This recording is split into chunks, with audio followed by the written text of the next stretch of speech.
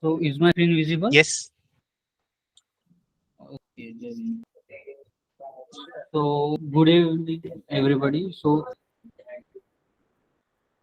should I start then? Yeah, yeah, please. Okay. So good evening, everybody. Today I am going to present my analysis on Shriram Transport Finance, which was earlier it was known as Shriram Transport Finance, but after merger it is known as Shriram Finance. So it was set up with objective to bring in prosperity into life of common man, and its vision is to be most preferred financial service destination, delivering delightful experience through empowered employees. So they are also focusing more on their employees as well, along with their customers, as we will see in further presentation. So we will start off with knowing our company. So the Shriram Finance is a part of 48-year-old Shriram Group, which was set up in 1979. So Shriram Transport Finance was basically set up in 1979. So the group was founded on 5th April 1974 by R. Thiagarajan along with his two friends AVS Raja and T. Jayaraman.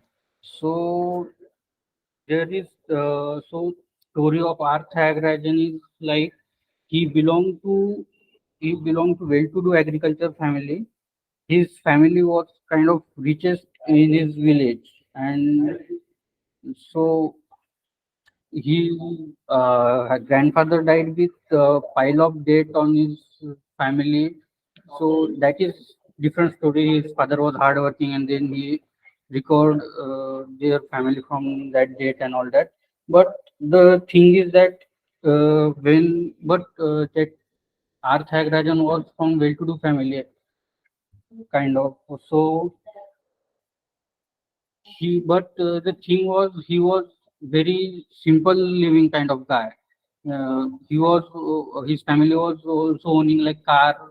His family used to drop him by car, but he was asking them to just leave him away some distance away from the school, that nobody should see him traveling with car and all that. So he was kind of simple living, high thinking kind of guy. So he joined New India Insurance, which was a general insurance company, as a management trainee, and there he got in touch with commercial vehicle owners. In order to purchase trucks, buyer had to borrow their some principal from money lenders for their trucks and commercial vehicles, etc., which was at like a very higher rate. So he thought this an opportunity to uh, help their lives by financing them, with help in financing them their vehicles. So that is how he came into this business. So he pulled some kind of 30 lakhs to from set of private investors to lend money for 100 trucks. Thus the seed for Shriram Transport Finance were sown by him. So his thinking was why he so this company Shriram Transport Finance is mainly into used commercial vehicle financing used commercial vehicles.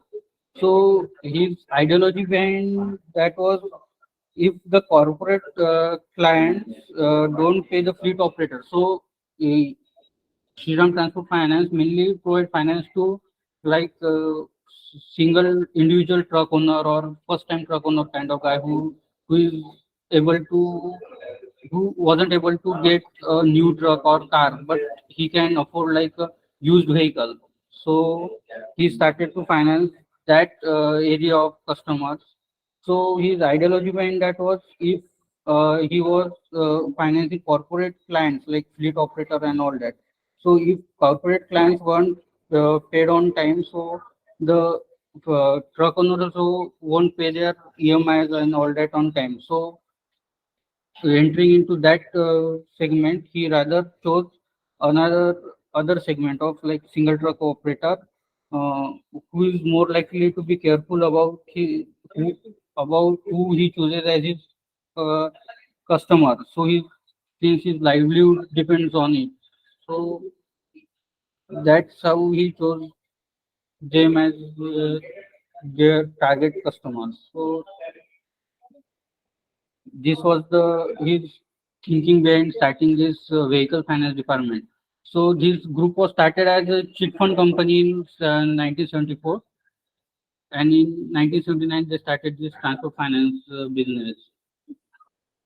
So in November 22, they had this merger of Shriram Transport Finance, Shriram City Unions, and Shriram Capital Limited to form Shriram Finance. So we will take a look at their journey through some milestones. So I have highlighted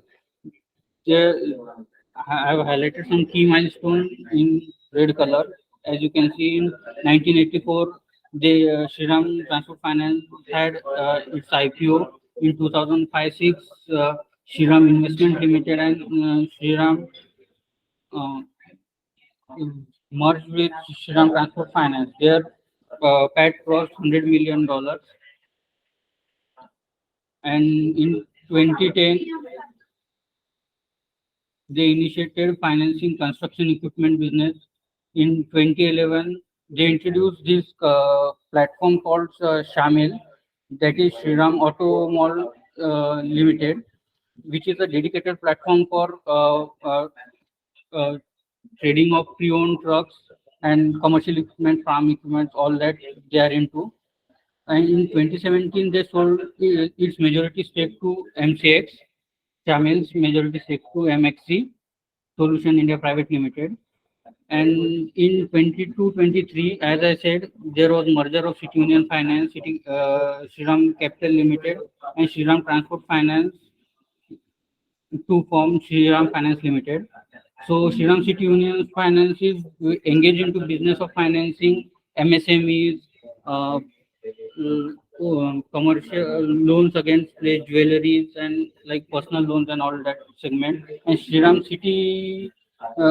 Capital Limited is into insurance segment like general insurance and all that. So in 20 to 23, it was named as Shriram Finance, as we discussed. So they are into transport finance. So for Shriram Finance Group, transport finance is their flagship product. This is flagship company for their group. So now after merger, they are into commercial vehicles, life insurance, general insurance, stock booking, chit funds, and mutual funds. So their AUMI split looks somewhat like this as on 9 months FY23, and before merger it used to be somewhat like this. So currently, 50% of it is through commercial vehicle, and also into that, mostly like kind of 90% is is into used vehicle, means like pre-owned vehicles, and 10% is into financing new vehicles. 18% is through passenger vehicles, construction equipment, 10% through MSMEs, personal loan, gold loans, and others.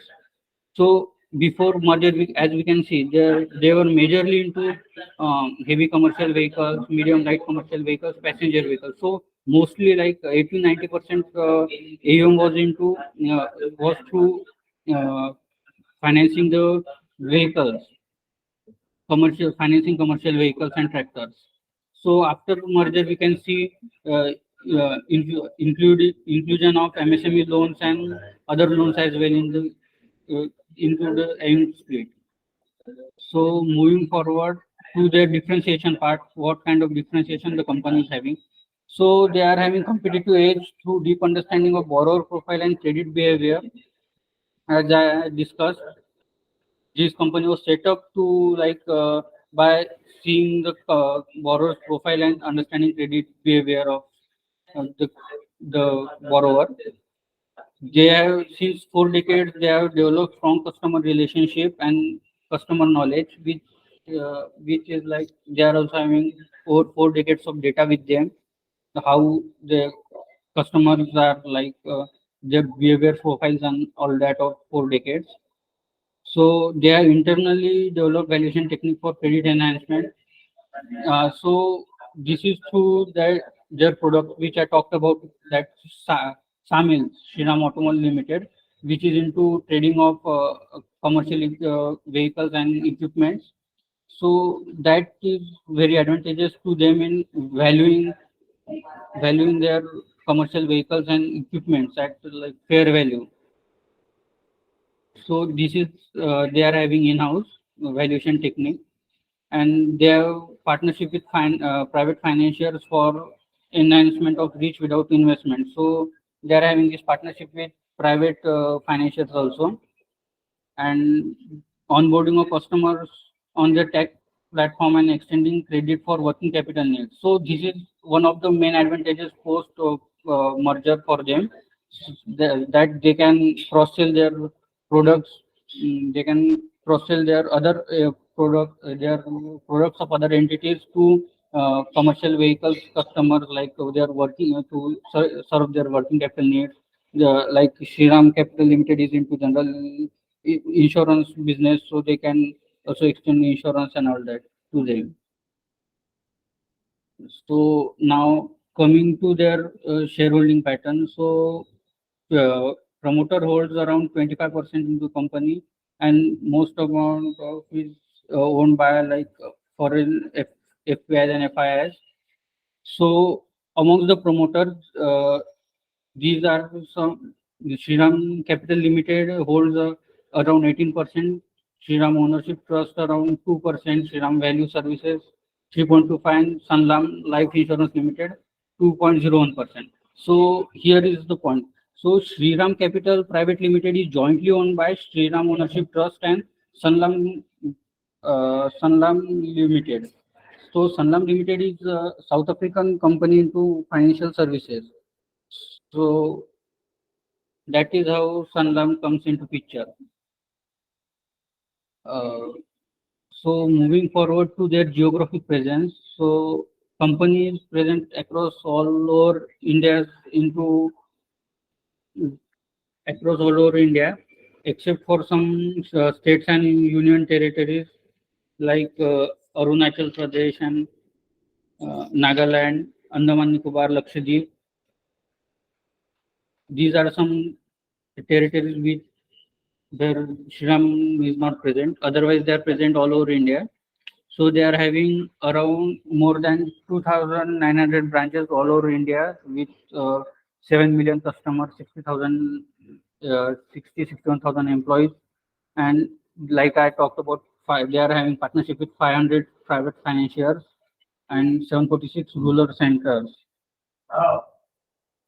to increase their rural presence.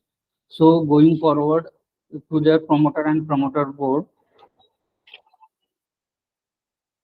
first of all, we will come to Mr. Jugal Kishore Mohapatra. He is a postgraduate from Delhi University. He has masters in economics from Boston University. He also joined Odisha cadet of IS in 1979. He has experience with government, and he also served on board of NABARD and NABARD Financial Services and NHPC Limited as independent director. So next we will come to Mr. Umesh Govind Revankar. He is executive vice chairman of the company. So he is also MBA in finance. Uh, he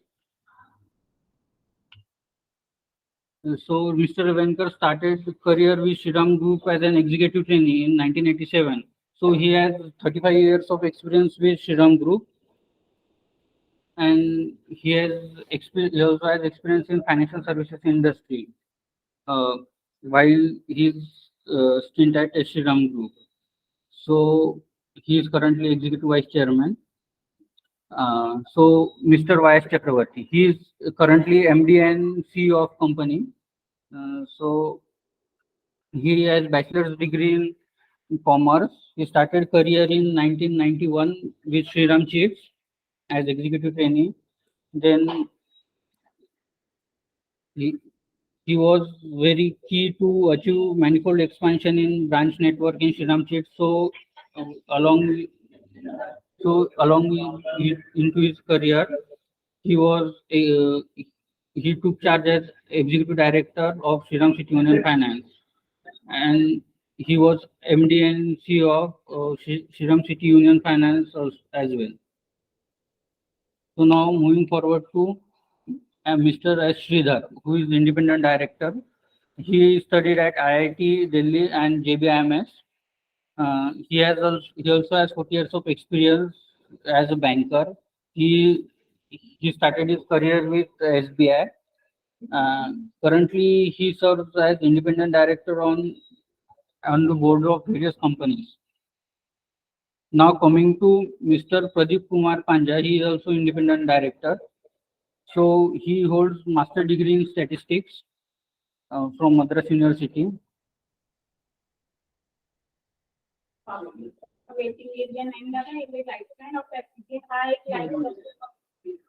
So he retired as MD at SBI.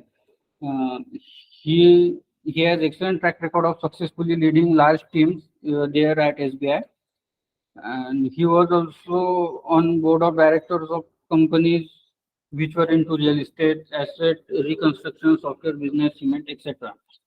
So now coming to Miss Maya Sinha, she is graduate and master. She is graduate and masters in economics from Delhi University. She is founder of Clear Mess. She also is member of IRS, Indian Revenue Service. So she has 30 years of career with Government of India. And now coming to Parag Sharma. So he is whole-time director and CFO of company uh, currently. So he become he has done become honors and is with Shriram Group from about 3 decades. He has experience in various fields. His innovative techniques and methods of raising fund to he was responsible for raising funds through innovative techniques he had, and he is expert in various finance related uh, treasury management and planning budget. So next, going forward to Mr. D.V. Ravi, who is non-executive and non-independent director of the company. He was director of Shriram Capital Private Limited. He has been part of Shriram Group since 1992, and he also started his career in 1987 with Karnataka Oil Seeds. So he has he is having good experience in the industry. He is commerce graduate and postgraduate in management from IRMA. So lastly, Mr. Michael Villoyan, he is non-executive and non-independent director. So is kind of head of credit at Sunlam. So if you know that Sunlam is kind of joint owner of Shriram Group, Shriram Group's company, Shriram, as I had talked about. So he is responsible for credit risk and credit portfolio management aspects across various entities owned by Sunlam. So he is kind of nominee for Sunlam Group here at Shriram. So he is associated with Sunlam Group since September 2003. So risk mitigation. So companies having mainly three risks as I already talked about in various presentations: credit risk, interest rate risk, and their liquidity risk. So companies' expertise in credit appraisal and collections developed over past 3 years help them to mitigate credit risk. So their liquidity risk, they manage their short-term and long-term funding resources to deploy their funds. So and they resort to long-term funding. So they manage liquidity risk in this manner. So for interest rate risk, company has developed innovative resource mobilization techniques and they use derivatives to hedge against interest rate risk. So coming to various prices. So firstly, demonetization. So during demonetization, disbursements were down 17% year on year during Q4 FY17, and like FY17 compared to previous year, AUM growth was at 8%, but because the demand was impacted due to demonetization, disbursement was down. And uh, as we know, due to demonetization, there was like cash crunch. Therefore, collection through cash was decreased to like kind of 30%, 30% in January, but increased to 50% in March. So we cannot see like direct impact of AUM as AUM was increasing, but due to somewhat cash crunch, their demand was impacted. So disbursement was down. So coming to NPS, so we can see this spike in NPS was due to the transition from 150-day DPD to 120 days past due. So this spike is due to that, and there 30% of liabilities. So coming to net interest margin, their liabilities were repriced in FY18 and 19. So that benefiting them in cost of funds. So increasing their net interest margin, as you can see here in Q1 FY18 and Q2 FY18 compared to previous quarters. So now coming to IL&FS crisis. So their AUM has been increasing consistently.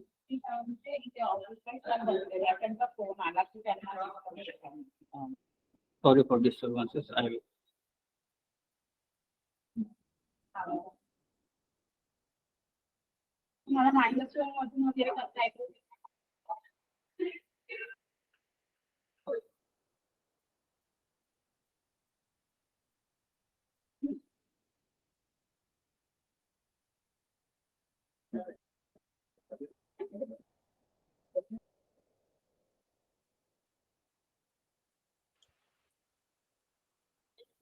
Sorry for the disturbances. I will be back in 5 minutes. Yeah, sure. Okay, Rishikesh. So in the meantime, maybe I'll stop this recording, right? Or do we want to do some discussion, Nirvan, on this topic? I mean, if you know anything about Shriram Finance.